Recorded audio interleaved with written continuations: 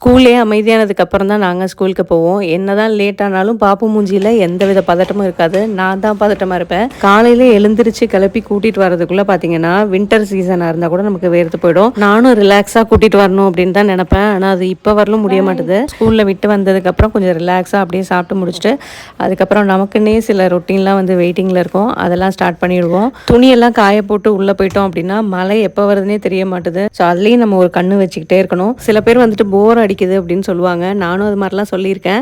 ஆனால் இப்போ வந்து பார்த்தீங்கன்னா கொஞ்சம் ரெஸ்ட் எடுக்கிறதுக்கு டைம் கிடைக்குமா அப்படின்ற மாதிரி தோணுது.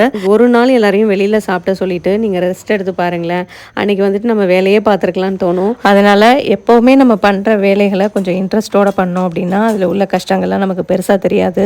இன்றைக்கி ஸ்கூல் லஞ்சுக்கு வந்துட்டு பாப்பு புளியோதரை தான் கேட்டிருந்தா. இதில் போடுற கடலைக்காகவே நம்மால் வந்துட்டு புளியோதரை கேட்பாங்க. ஹஸ்பண்டும் லஞ்சுக்காக வந்திருந்தாங்க. அப்படியே எனக்கு ஆரஞ்சு ஜூஸ் போடுறதுக்கு கொஞ்சம் ஹெல்ப் பண்ணாங்க.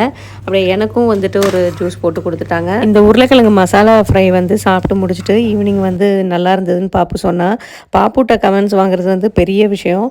ஹஸ்பண்ட் வந்து ஸ்கூலில் போயிட்டு லஞ்சை கொடுத்துட்டு அவங்களும் வந்து சாப்பிட்டு முடிச்சுட்டு கிளம்பிடுவாங்க.